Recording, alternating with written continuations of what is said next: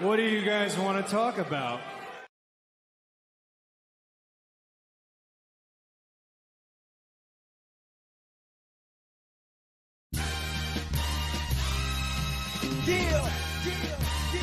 It's St. Louis.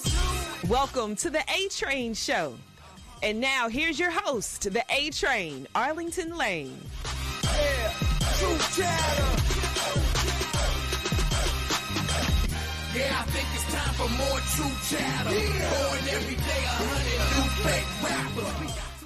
Welcome to this edition of the A-Train Show, the A-Train Arlington Lane. Welcome again to Monday. It is our favorite time. We do WWE Monday right here on the show. Hey, I love how the camera's looking at me. Just get this little square box in right now. But hey, folks, make sure that you go today right now to fuelsportsnetwork.com. You can catch in with what's going on with us right now to WWE Monday. I also want to thank our friends over at Chesapeake Jerky, W Energy Powder, True Victory Apparel, Macdougall Bats, Royal Retros, and Philip Johnson Salon and Spa. And as always, we broadcast on Facebook, YouTube, and on X. And of course, you can follow us at fuelsportsnetwork.com. All right.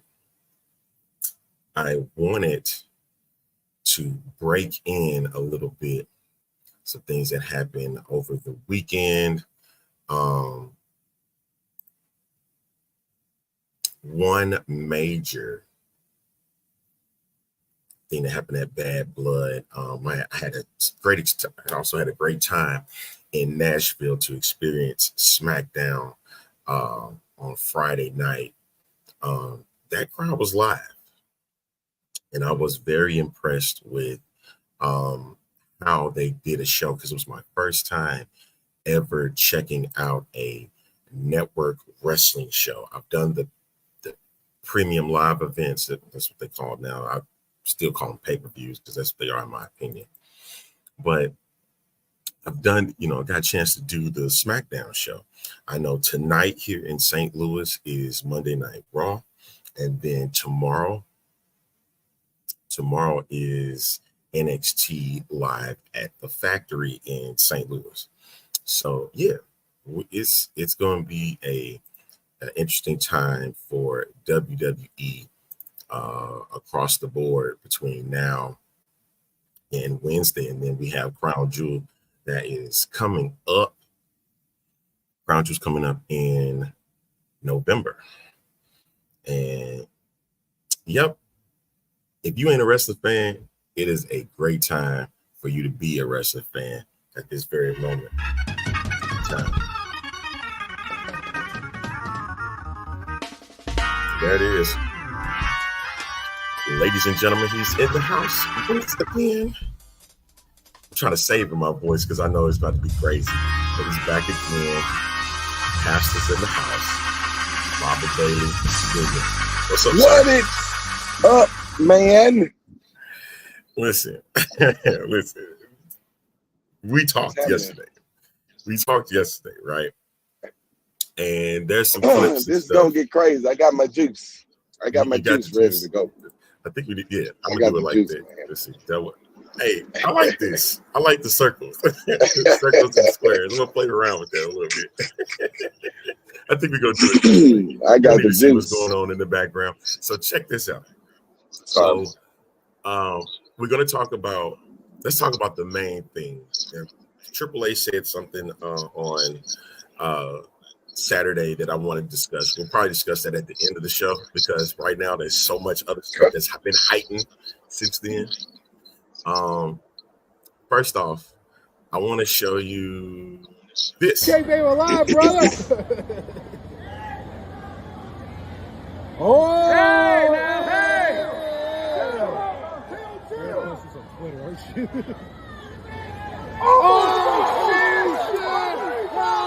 shit! What? I should have prefaced it Yikes. a little bit. Yikes. I should have prefaced it a little bit. Like, there was going to be some not suitable for work language that was going to be featured in it, but that's one angle, right? Wait, Yup. there was I another think one. did I say Cody, bro. They doing it with that motion and walking. There was that one, right? And then there was, believe it or not, sir, there was a third angle that not too many people knew about, right? There, when you saw those two, those are the two that has been circulating online. I saw another one. You saw another one too, but this was the one to me, sir, that was the most intriguing one. I'm trying to Okay. get the book. So, for those that do not know, you just saw, if you've been hiding under a rock, you ain't been catching what's been going on. Kevin Owens attacked Yup. Cody Rhodes after the end of Bad Blood. And one of the questions that I'm trying to figure out is, sir, why did WWE not air that footage? Why didn't WWE do anything? Why did they didn't produce that? Why did they allow the fans to do it? I love that question, sir. And I'm glad we're having this discussion early. Because it might go a long time. It might go a long So time. the question on the table, sir, is why didn't WWE do it themselves? Here's the thing. Remember, you got to consider there's a lot of hype around what just took place at Bad Blood. There's a lot of hype. You had a lot of comebacks, like you had some interferences. You had some things. You got a Jimmy Uso that then made a return. You got a Raquel Rodriguez made a return. You got a CM Punk Drew McIntyre match that went literally ballistic and was really, really dope. I thought it was a really good match. For the most part, it had the fake blood, but of course, it had, we got the gist of what the whole entire camaraderie of the climax of that match. You had Roman and The Rock making his appearance at the end of the show. So it's a lot. It was a lot, man. So to add Kevin into the show in that format, I don't think it would have got the bang as it's getting now. Because now you make the move via social media. This is not about WWE. This is a WWE marketing scheme. This is another way that WWE can make a great marketing plot to turn this whole entire thing with KO, because we seen it coming. We just didn't know when. And the crazy thing about it is you do it and you tell everybody to pull their phones out. Hey, y'all know some of the wrestlers got to come this way. Cody Buss is right here. And it gives the element of being able to give us that dope moment where the fans are prepared to see something, but they don't know. They not just going to see Cody come out, KO come out, the wrestlers come out. They're actually going to see something, and they're going to be a part of the litany of the trend that's about to go on. So it was strategic, and I loved it. I loved every minute of it. And here is the all-imposed third angle from this show. I want you, if you can, just take a look. Here it is. Move out the way.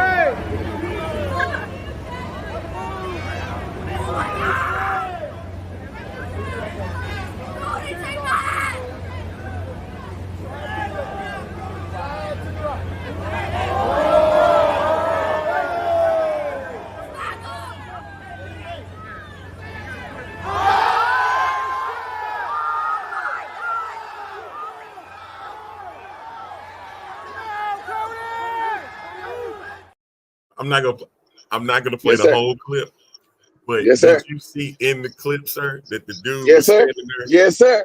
With the phone. Yes, sir. I saw it. I saw it. Never moved. I promise I saw it. Never moved. I saw it. He stood there the whole entire time. Hey, I can't remember where I could give credit, but credit to those that made those videos. And I can't think of y'all names right now, but credit to all of y'all that did. Man. Okay.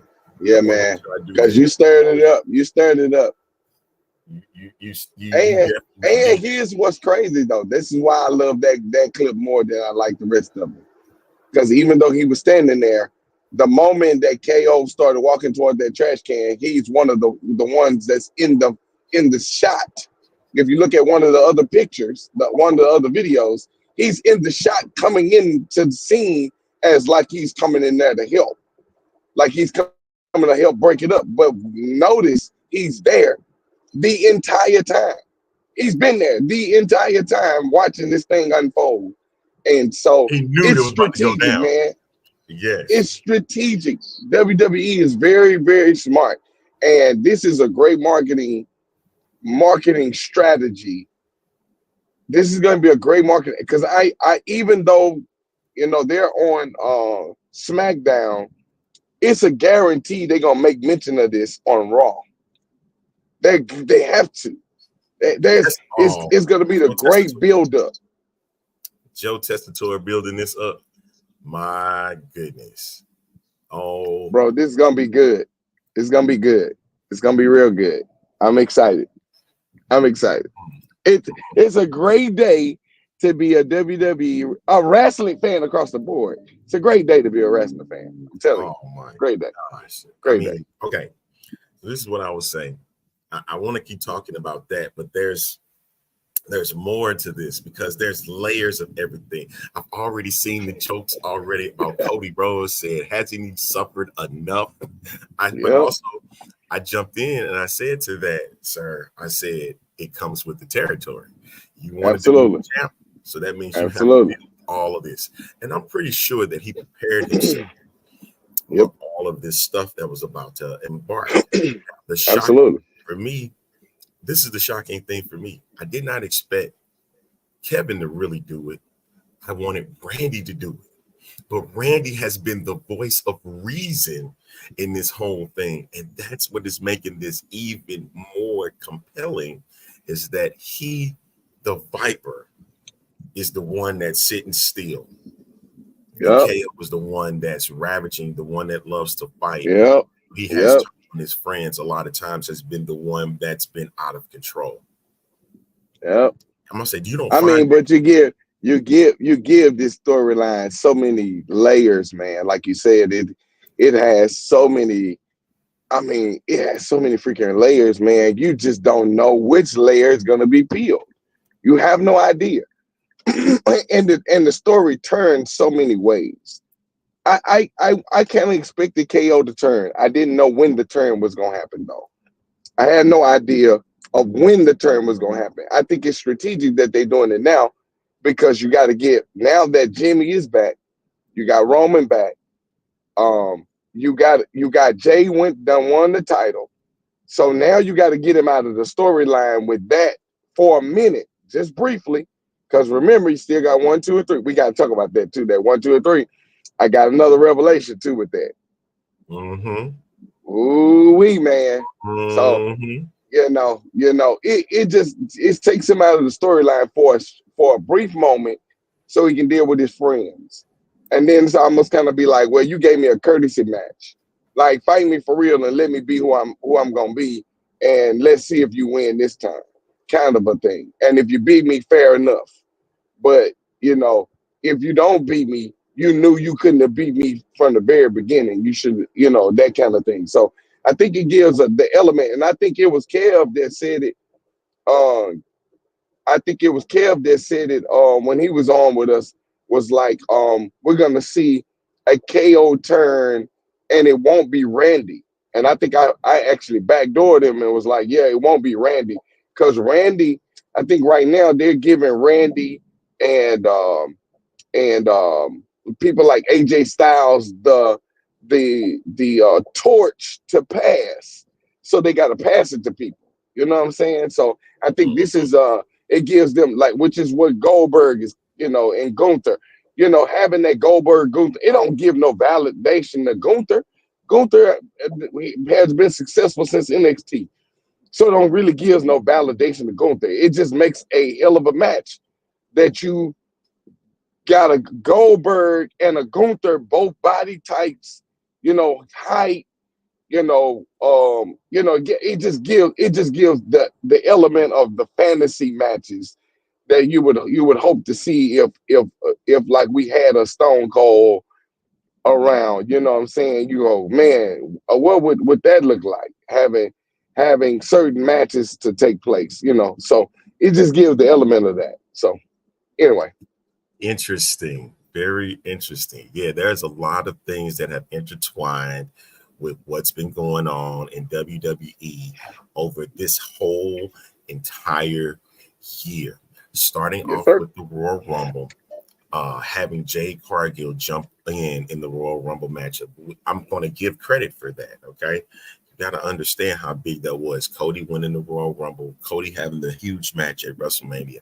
And just like even within that, 4 years, folks, 4 years with this bloodline story. 4. And right now, like it's so intense, it's so real that you can't help but invest into what's going on with this story. So as you just seen in the clips, you just saw that storyline now with Cody Rhodes.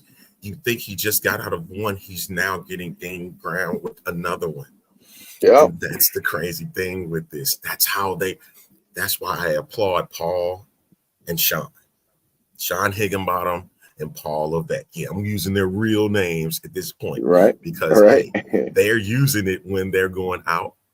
When they're going out to the ring, they use their real names now. But these are the gentlemen that are leading the charge for WWE in the future. You would have never thought. Again, I can't help but saying this. The Generation X is DX the group behind that. All of what you're seeing right now. So with that being said, sir, I'm gonna throw this little nugget out. Is D Generation X the greatest faction over the NWO? You really believe so? To me, absolutely. Absolutely. The longevity of it, the storylines that came out of it, it was way bigger. It was way bigger. And the only reason why NWO would get a big push is because, and you got to remember, NWO didn't really wrestle much. They beat people up, and they was chaotic.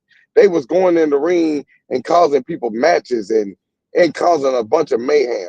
With DX though, they had matches, they had storyline. Like to me, DX is my number one faction.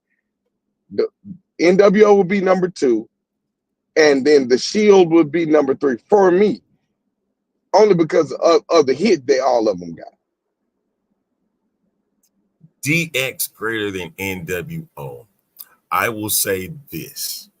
NWO led the charge on what a faction, a heel faction. No, I'll take it back. A true heel faction looks like. Now you can sit back and say, well, what about the Horsemen?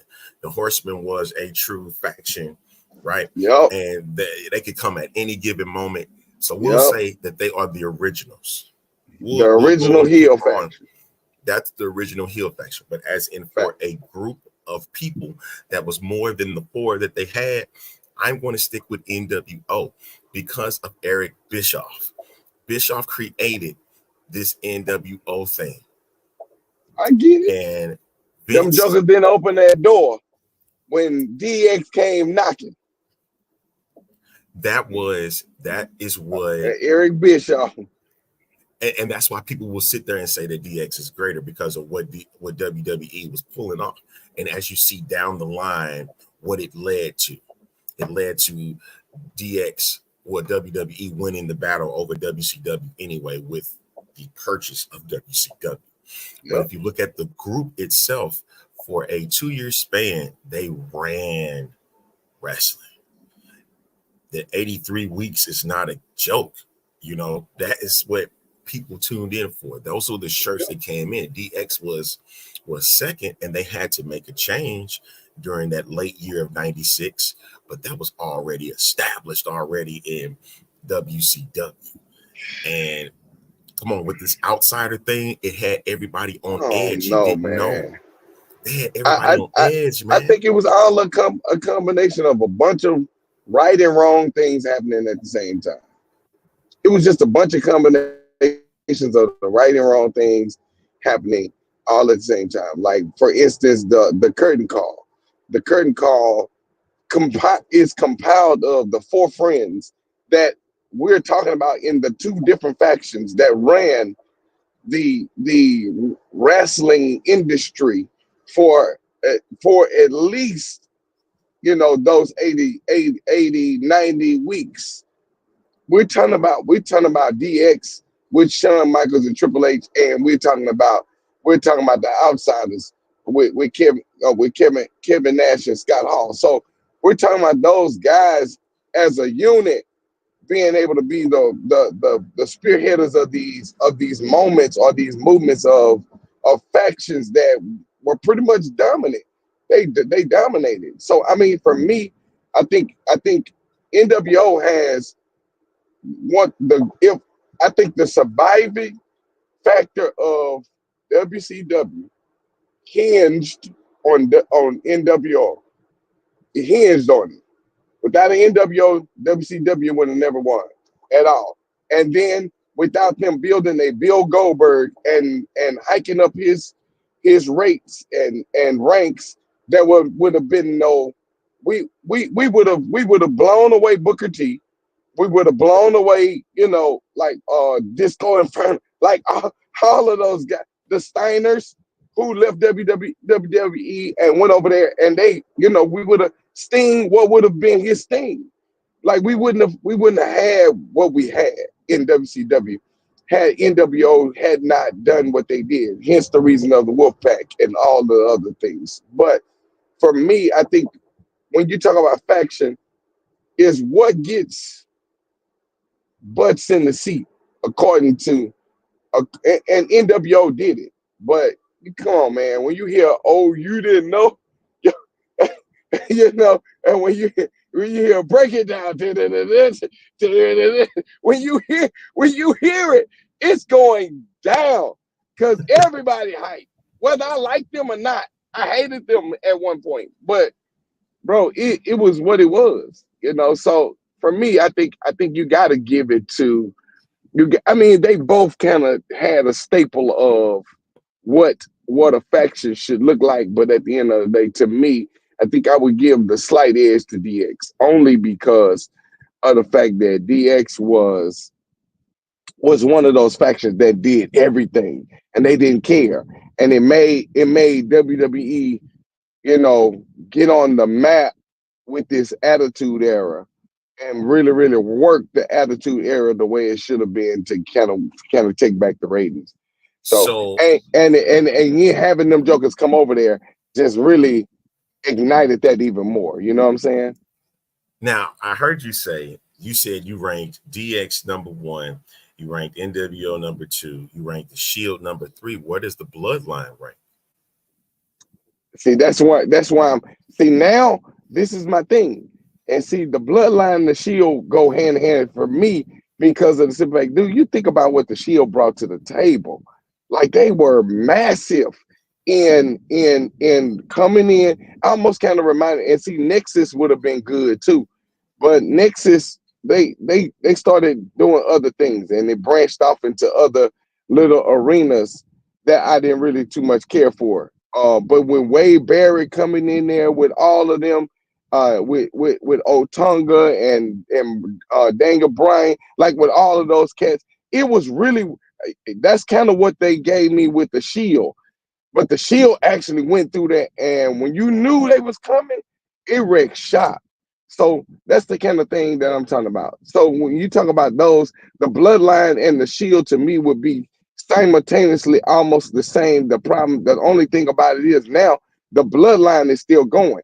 So it has the potential to even override a DX or NWO with the way that this faction is rolling. We're about to get into the women. Like, it's about to be nuts. Like, this is about to be crazy. You talking about a 3-way, Bloodline battle. Like, this is about to be nuts. So, yeah, man, I mean, the Bloodline works. I mean, and there's a lot of factions out there that probably would have mattered or made a stamp. But when you talk about the greatest, Man, I don't know, man. DX was to me because maybe that's because of the era that I lived in. So I don't know. we Maybe that's what. Jameer, we're gonna get into this. The greatest of all time. He said his is Chris Benoit. Okay, all right. I'll give you what you say to that. Hey, but a lot of people feel differently. But we're gonna get into that real quick. Let's get into this Bad Blood aftermath. And I just seen a comment from Amanda that tunes in, says the best part of the Punk match was the reenactment of Bret Hart and Stone Cold Bloody Face. That was amazing. All right.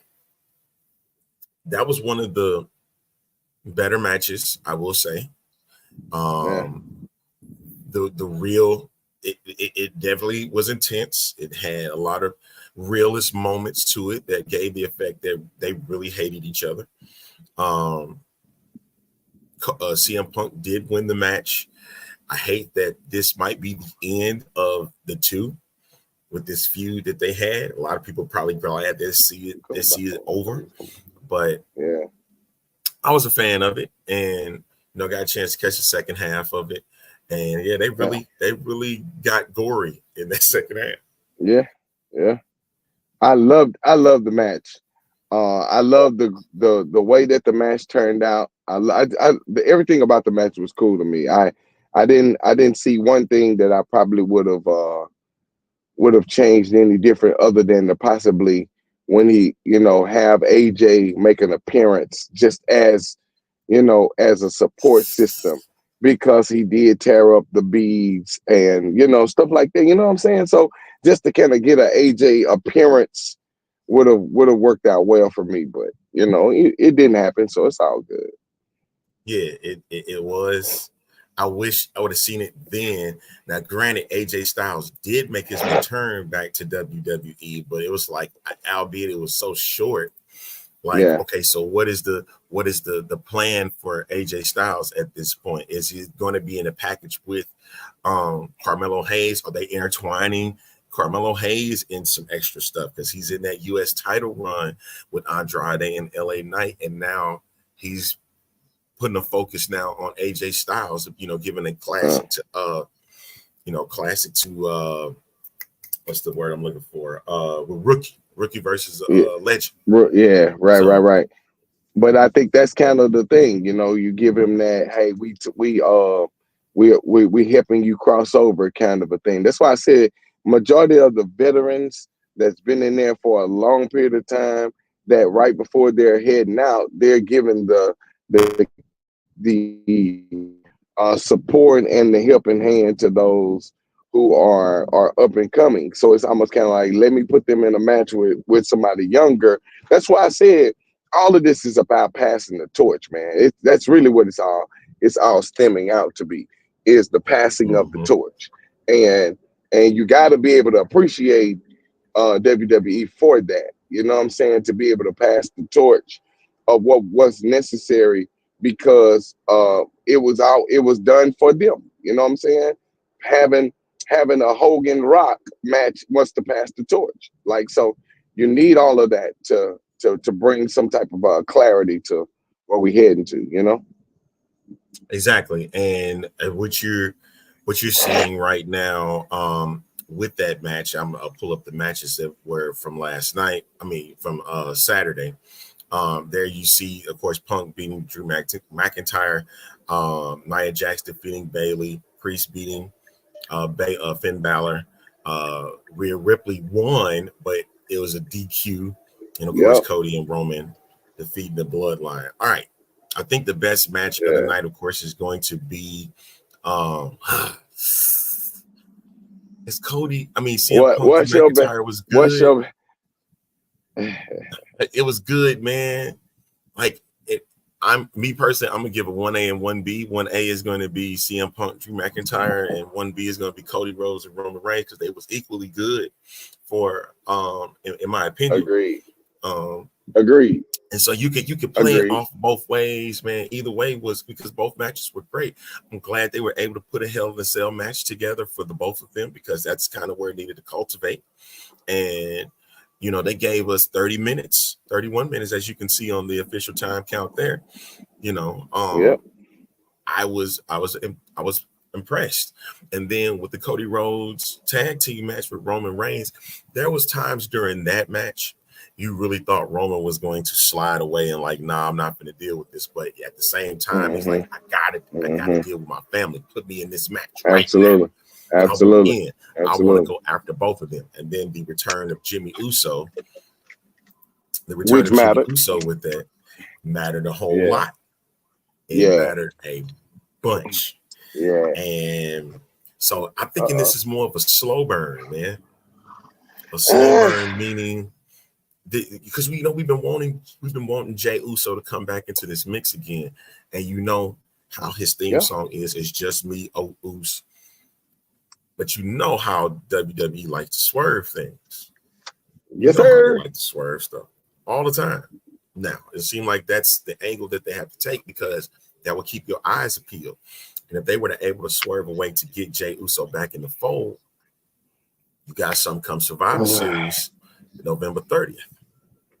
That's what that's what I believe that their plan is. But the way to do that is you're gonna have to have him get jumped by the bloodline. He has to be jumped by Jacob Fatu and them Tonga boys. You get them to jump him, constantly getting beat up.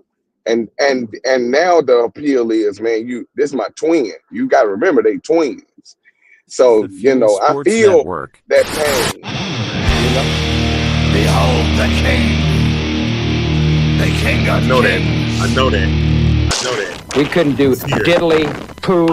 He's here. Tell me he ain't coming. No, you're not. He's here, man. And that's the bottom line. Here, have a quarter, make a phone call. I have wrestled with an alligator.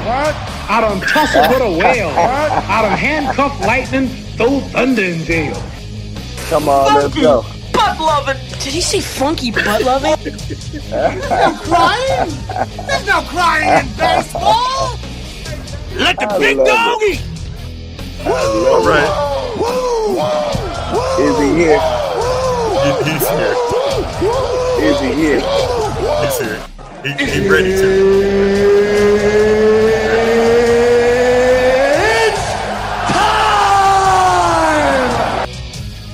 There he is, ladies and gentlemen. That's right. It's time.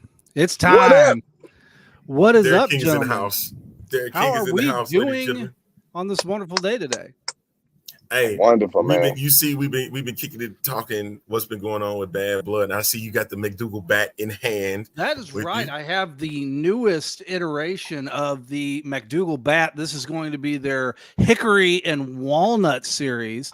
This is a brand new power wood in the M10 model.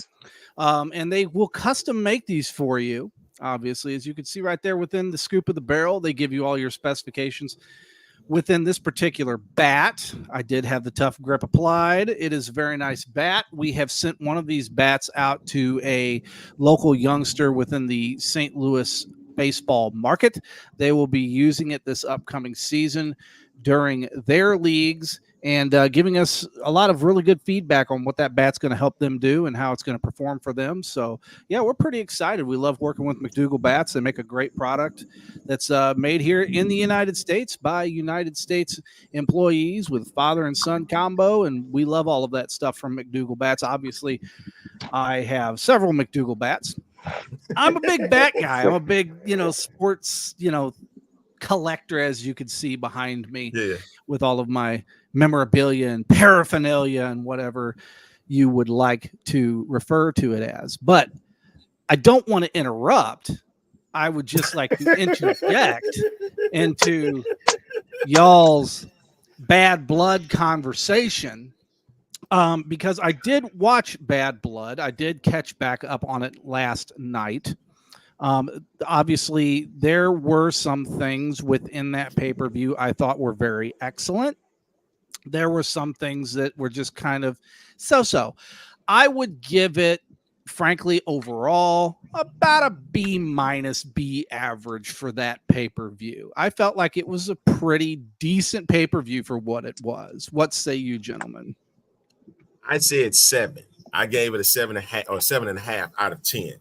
There was my misses with the end of the Rhea Liv match, there was of course Finn, and the Finn versus Damian Priest match was just, it was very predictable.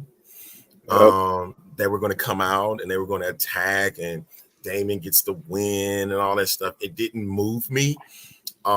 Rhea Raquel had potential, but Raquel came out. That was a miss. It had no pop. There was nothing that was like, we're glad you're back, I guess. Right. And you turned heel. It was a very weird spot for her. Very weird. It was just, it seemed like it was out of place.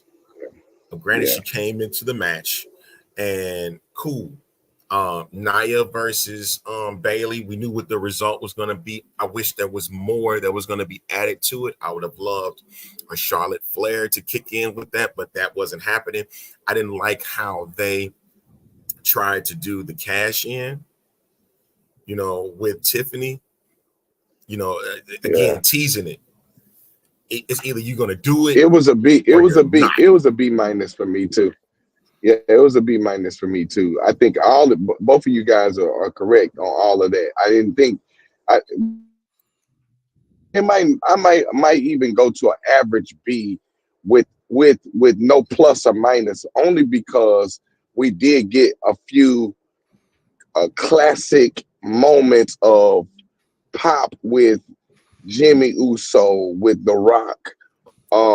And you needed those moments in order to start this towards War Games at Survivor Series. So like I think at the end of the day it was average. But I enjoyed the CM Punk match. I enjoyed the Cody Rhodes and Roman. I enjoyed those matches though. Well, personally speaking, from my perspective, I watched the entirety of the McIntyre Punk match.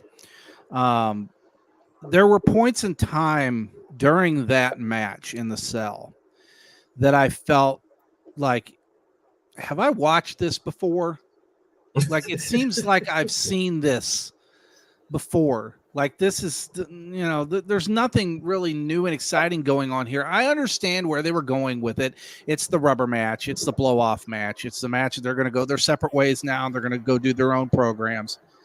And we all kind of have our own ideas on what that's going to end up being and where that's going to go within the lines of the soap opera that is WWE.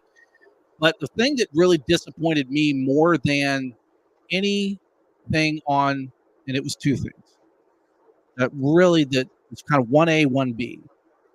Number one was the Nia Jax Bailey match. I was very disappointed in that match. I felt like they left a lot of meat on the bone. I didn't really feel like they answered any real questions. They didn't really tell any story. They didn't really do anything. It's just kind of like, oh, hey, yeah, we had this little run in last minute. Is she going to cash it in? Is she not going to cash it in? It's kind of the reality is we know what they're trying to do, where they're going at with a lot of this stuff. So for me, from my perspective, I'm trying to see it more from a 1,000-yard view of where they're going to end up at WrestleMania or Rumble or whatever the situation ends up being, where there is some like inadvertent cash in on Jax or whatever the case is. I just see where they're building to a Charlotte Flair return at Mania. I just see that that's where they're going with it. It makes all the sense in the world that that's what they're going to do. As far as the second disappointment of the night was the Bill Goldberg return.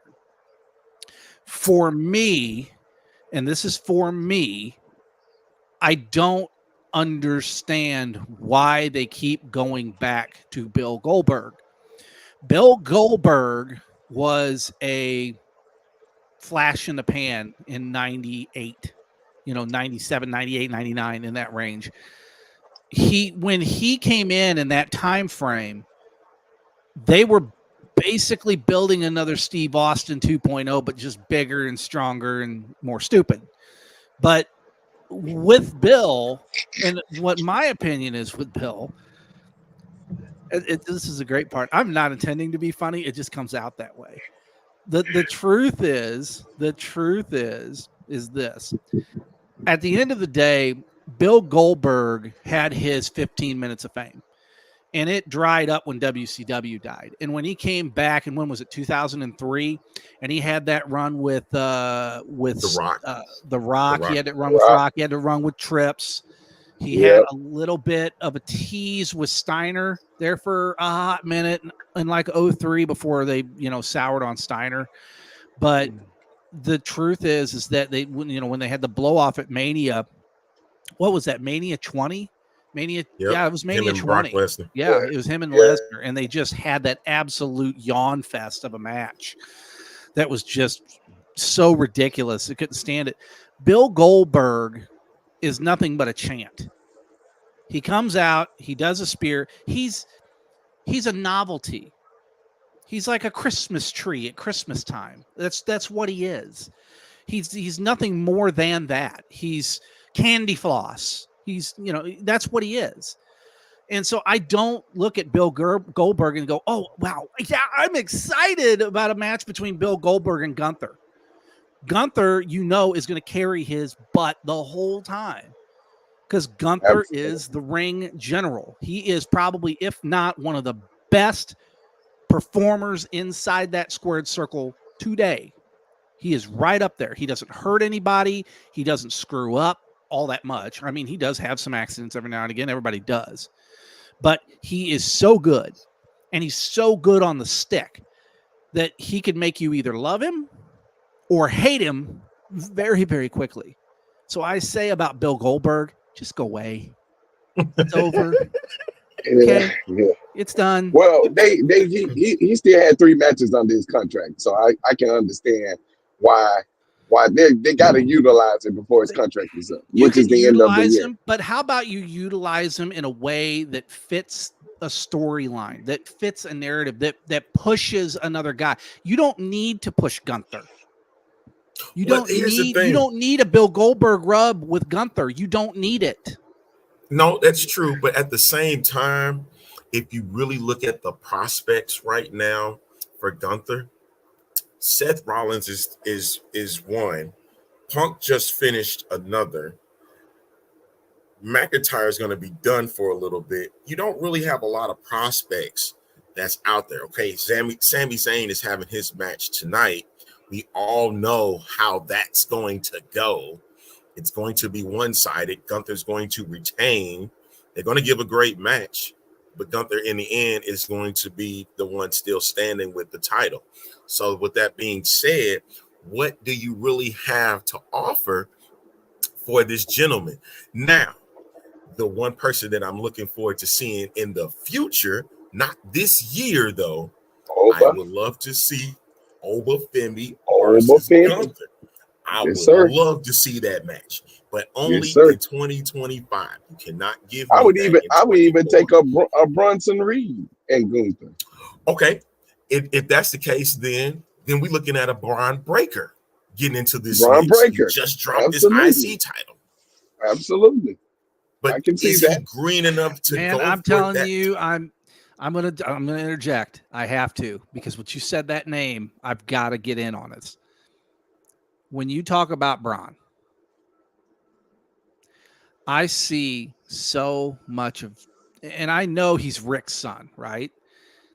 I see so much of Scott. I see so much of Scott. Oh yeah, for sure. And why not? Why not do an alter ego kind of caricature like Scott did when he flipped from that kind of, Michigan Annier wrestler, All-American, that kind of thing, to flip to the alter ego of Big Papa Pump. Big Papa Pump, which was really, in all honesty, a rub-off Superstar. Because Superstar Billy Graham was the one that actually originated that look and originated that kind of behavioral trait. And so, man, you just hear the voice and you see the character, and why not make him an absolute monster? But now you've went and you've crapped the bed with him, unless that's the plan, to take that power off of him in this last, series of matches he's had. You've taken all of that away from him. So why would you want to continue to go down that road with that character now? You've killed it. So why not be the perfect opportunity to be able to make him into this ultra badass that comes in and just literally kicks everybody in the mouth and takes over? And see, but here's the thing. This is what I'm gonna interject with yours. You said that it's ruined. I don't think it was ruined. I think they his character is very cocky. It's very cocky. So this was a way to humble him and to bring him down to a level to say, hey, just because you're a badass doesn't mean you can beat everybody. You can get outsmarted by another individual. In this case, it was Jey Uso. And a lot of people, including me, was like, I think he's going to have a long run with this IC title. But if you saw in the things leading ahead to that match, he was very cocky that he was just going to destroy Jey Uso. He did that with Sami Zayn, able to destroy him. But Jey it was totally different. And plus, it was the time for Jey to have a title. We have been preaching this for the longest. We wanted to see what he looked like with a singles title. And because he was not on SmackDown, because he would have went after LA Knight. LA Knight got it already. LA Knight is going to be running with that US title for a little bit. So at this rate, IC title was perfect for him to do that at this moment. And maybe what it means for Bron Breakker, he's going to take the step above that and now go after Gunther, but not now. The time it's all about timing and elevation for Braun, and they're just holding off. They're just getting him off TV, because you have to also understand this is the first night that Raw is 2 hours again. So that means they're giving wrestlers breaks. Braun been going very hard. So now is a time where now it's going to be a break in the action now. So they're going to allow more wrestlers to have more breaks. And so at this rate, 2 hours is what we're going to get from this point on for the rest of the year. So that means Breakker can take a load off, because he's been going so hard. You keep what you have right now, let them do what they do, and then you slowly bring them back into the fold as we get towards Rumble season. Yeah. I have two things. With going back to the Goldberg situation, I think the issue with Goldberg, you got to give him his 3 matches, number one. And then you got to give him power matches. They got to be power play matches. So you give him a Gunther who is pretty much, like you said, he's not technically going to make a lot of mistakes to give Goldberg something to play with. Because you put him in the ring with somebody like a Bron Breakker, right now, that match is going to be catastrophically a mess. They're going to be walking around there spearing each other, hitting each other, and it's going to look really, really, really bad. So you got to give him something that's going to, and I can see them using this as a, and I hate to use it like this, but the dream type match. This would give that dream. If he was at his prime, what would that match look like? Well, it would have been the same thing, because he looked the same. He still do the same. So it's nothing no different. Technically, he ain't wrestled, and he don't really wrestle. He's a football player. So he goes in there to play football. So unfortunately, we would have had the same reaction and response. I think it just gives him somebody that will pretty much match him up, so he can have something that's kind of would be symbolically to his level or his status. So I see why they did it. With the Bron Breakker piece, I think my issue with Bron Breakker right now, and I agree, they did it to humble him, but I think what they're trying to do is to make sure he's ready for main title, for a main card. Because I don't think right now, with him coming in and dominating, if you notice how he was doing that, and it really didn't have a purpose other than if you was trying to get to the IC championship, that's not the way to get there, because you hitting Ricochet, who ain't got no title. You hitting, people out of the blue for what reason? So I think they had to take that stick away from him and give it to Bronson Reed so we can get this clash of the Titans kind of a thing going on. And Bronson Reed looks better with that type of, let me go in here and just smash everybody than Braun Breaker does. So now I think they're in the mode of changing his character a little bit to kind of cultivate where he's going to give him a future title match. Because if you notice what he said to Gunther, later, he said, all right, you'll see me. Trust me, you'll see me. So I think it's going to lead to that at some point later, but I think we got to get him away from that. I'm just going to come in and smash you. We got to get him away from that, because now that's been given to Bronson Reed, which it looks better on him than it does on Braun Breaker, to me.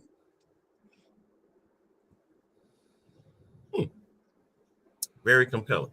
Very compelling to think about. Gotcha. All right. So at this rate, we've said our disappointing matches. We've had the discussion about Bad Blood. One thing we've mentioned, what was your thoughts, Derek, real quick, on the KO Cody videos that have surfaced throughout the internet? So, it's always great to see, especially now when Vince was there, this stuff really didn't exist. Vince didn't believe in social media. He didn't really like social media. It was never really something. He wanted to control the narrative. Mm-hmm. And for this to happen backstage while the cameras are off, and it just kind of runs rampant on social media, because I think the original idea was, hey, let's make it look like a shoot. We want to make it look that way instead of it being like a work, which in reality, any of us who have watched this for any period of time knows it's a work. We know we've seen it a million times. But that was kind of their vibe. And again, get it to go viral on social media. Guess what? They succeeded, because it did. It went crazy. It was all over social media last night. And I mean, for just everybody talking about KO jumping Rhodes and just where they're headed with that. And, obviously Randy's kind of involved in it. He's cutting promos, he's doing things. So I would look at that entire situation to be like, okay, this is your next feud to get you to Mania. Now, there's rumors out there about what they're going to do with Cody. I saw a rumor just this morning on the rumor mill that came through the dirt sheets that said there might be this kind of 3-way, Rhodes, Rock, Reigns kind of match at WrestleMania at night 2. I just don't see that. I don't see where it benefits Rhodes. I don't see where it benefits Dwayne. I don't see where it benefits Jacob Roman. Roman. I just don't see it. I don't understand where that's going to go. You need to find somebody else for Cody, or something else for Cody. Maybe that's Randy. Maybe that's Randy at Mania. Randy's that guy. But we also know that Randy's kind of cutting promos on John too. Well, because John's this is his, retirement tour. So what does that look like? Because we all know that John's doing his retirement tour. He's going to have one little last run, whether that's with a belt or not with a belt. He's just going to be a novelty thing. I don't know. But it definitely, this Bad Blood pay-per-view now sets up a lot going forward. I think we're still going to be looking at Punk, Rollins, Mania kind of thing. Obviously we're looking at the Bloodline Civil War situation at Survivor Series-ish, somewhere in that vicinity. So I just think there's a lot of different ways you could go. I was happy with what they did with the social media stuff and the backstage stuff. I'd like to see them do a little bit more of that, because I think it involves the fans a little bit more, gets people a little bit more excited about the product. Yeah, indeed it does. All right, one thing before we go, Triple H was, I will say this one thing, and then I will get to what I want to talk about with Triple H. I think the KO Cody thing, it took away the thunder from what The Rock had brought when he came out. And he didn't say nothing really much. 1, 2, 3. Then he cut his promo on IG saying how much he loved Dusty, hated his son, and then he cut one on Cena saying, "Go eat your Fruity Pebbles." Mm-hmm. It took all of that away And it's like you sit here and say, is The Rock, does he still have that staying power compared to what went actually viral? The viralness was more about KO and Cody. You know what I'm saying? Like it was supposed to be for The Rock's moment, but that was snatched away thanks to Cody and KO. So I look at that as like, does he still have that kind of staying power that he had once had? I get it. He's the final boss and stuff. That's his character. But you lost out to KO and Cody. They had a better viral moment than you did. I personally speaking, I think that it's a little bit of Dwayne fatigue. I think everyone has had a little bit too much of Dwayne, and they're kind of like, okay, let's just pump the brakes on that a little bit. I think people, again, getting close to election season, we know how people get, and things get wild, people get crazy, and and a lot of people just want to detach. They don't want to be in the noise. They just want to be entertained. I always use the philosophy of this. I used to be in the music business. I used to be in bands. I used to do all of that stuff. When I buy a ticket to go see a performer, I am going and I'm entering under contract with that ticket. It is a contract to go to your performance and to watch you perform and be entertained. I am not going there to listen to a sermon. I'm not going there to listen to you preach about politics. I'm not going there for any other reason than to watch you perform your greatest hits or whatever is on that particular venue schedule at the time. That is a binding contract. When I go to WWE events, what does it always say in the disclaimer, Arlington? What about the views expressed? And no. When you buy a ticket or you have a flyer, what does it always say? It say all sales are final. One. All sales are final and cards subject to change. Yeah. So they already headed it off at the pass to say, hey, listen, somebody might get kayfabe hurt. Somebody might have to come in and take the spot of that individual. The card is subject to change. When you go to a concert or you go to anything else, a lot of times they don't say that. That doesn't state that. They may say all sales are final. They may say no, tickets are non-transferable unless it's through XYZ. Let's just say Ticketmaster, for example. Right. You have that. And so I look at it and I go, okay, I want to be entertained. I don't want to be, hollered at by somebody saying, oh, you need to do this, especially this time of year. Yeah. What's going on in the world today? We just want to be entertained. That's why we watch this junk. I mean, it's because we want to be able to detach. We want to be able to pull the plug and just suspend belief for just an hour or two. So that way we don't have to worry about all of our other worldly problems and what goes on in our lives. And we could just be who we are. And again, that's the whole point of why we enjoy this product. Exactly. That's exactly why. All right. 2 hours, folks, today, 2 hours tomorrow for NXT. I hate St. Louis, how they see. I'm going to go on a whole rant, and I'm trying my best not to go on that rant. I want to so bad. I want to so bad. I feel that bad. I know you do. I know you do. 2 hours tomorrow on the CW. Oh, St. Louis. When are we going to stop getting ourselves? Okay, I'm not going to go there. All right, nope. So 2 hours tomorrow, 2 hours tonight, 2 hours on Friday night. So everything is 2 hours for the rest of the year. Enjoy it. Those that are going to Raw tonight, NXT tomorrow at the factory. Of course, Friday again on SmackDown. I might have to do one of those trips again. Like I literally gonna have to do that because I had. It looked like fun. Where was my invite? Yeah. Did it get lost in the mail? Yeah, it got lost in the mail, man. I'm sorry, man. Okay. That was more like a day trip for. I'll have to holler at somebody about that. All right. Well, listen, I appreciate the both of you guys coming on board and doing this. Friday is going back down again. It might be a little bit more chaotic than it was before. gonna get it in again Friday. Yeah.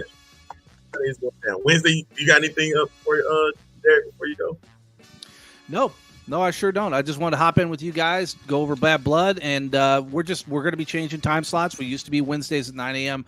We're going to be going prime time, but we don't have a date set just yet.